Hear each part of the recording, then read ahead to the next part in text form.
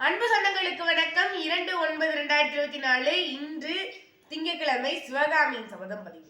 அதாவது நம்ம போன பதிவுல பார்த்திருந்தோம். அங்க மன்னர் வந்தாரு, இவங்ககிட்ட நல்லா ஆறுதலா பேசிட்டு அவர் விடை பெற்றுட்டு போனாரு. இவங்களை வழி அமைச்சிட்டு சிவகாமியும் ஆயனாரும் வரப்ப புத்தர் சிலையிலிருந்து 2 உருவங்கள் வந்தது அப்படின்னு பார்த்தோம். இதை பார்த்து ஆயனாருக்கு ஒன்றும் பயம் கிடையாது. ஆனா சிவகாமி பயந்துடுறா.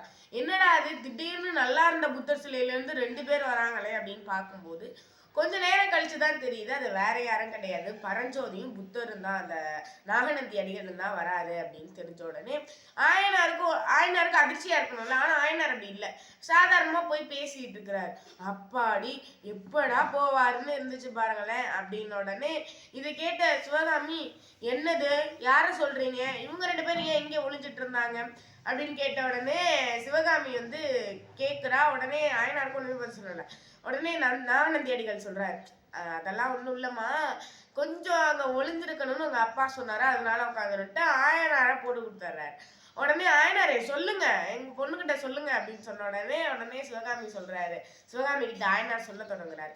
அதாவது அது இல்லாம இவங்க ஒரு வேற விஷயமா வந்திருக்காங்க, மன்னர் இவங்க இருந்தா கொஞ்சம் டிஸ்டர்ப்டா நம்ம கிட்ட ஃப்ரீயா பேச மாட்டாருன்றதுக்காண்டி நான் தான் இங்க ஒளிஞ்சுக்க சொன்னேன் அப்படின்னு சொன்ன உடனே, அதுக்கு எதுக்கு நீங்க ஒளிஞ்சுக்க சொல்லணும், அதுக்கு வேற ஏதாவது அறை கொடுத்து உட்கார சொல்லியிருக்கலாம்ல, ஏன் இங்க ஒளிஞ்சுக்க சொன்னீங்க அப்படின்னு கேட்ட உடனே அதுக்கு ஆயனார் சொல்றாரு, இல்லம்மா அங்க மன்னர் சீக்கிரம் வந்துட்டாரு, அப்புறம் மன்னர் இங்கேயே இவங்க மாசம் நின்றுட்டு இருந்தா என்ன பண்றது, நான் அவரை வரவேற்க போகணும்ல, அதனால இங்கேயே ஒளிஞ்சுக்கோங்கன்னு சொல்லிட்டு போயிட்டேன் அப்படின்றாரு.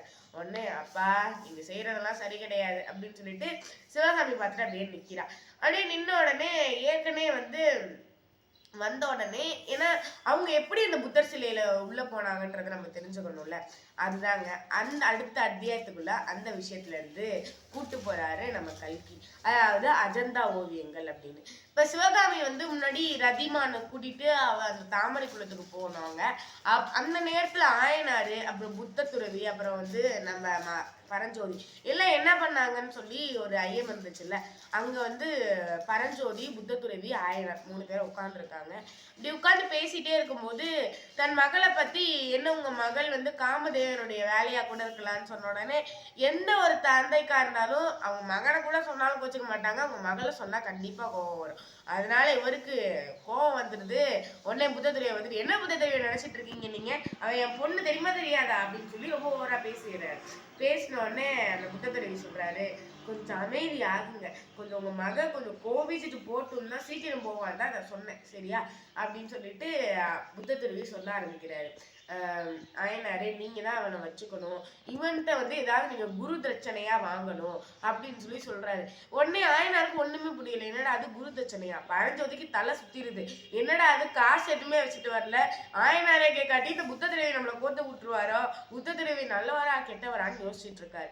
இந்த குரு தட்சணையா அவரை கேட்க போறது என்ன அப்படின்றதெல்லாம் அடுத்த திங்கட்கிழமை பதிவுல நம்ம பார்க்க இருப்போம். அதை எதிர்நோக்கி இருங்கள் என்று கூறி உங்களிடம் விடைபெறுவது நான் உங்கள் திஷா தேவிராஜ், ஊராட்சி ஒன்றிய நடுநிலைப்பள்ளி செவ்வாய்ப்பட்டியில் நான் 8ஆம் வகுப்பு பயின்று வருவேன். உங்கள் சிந்தனையில் நான். நன்றி, வணக்கம்.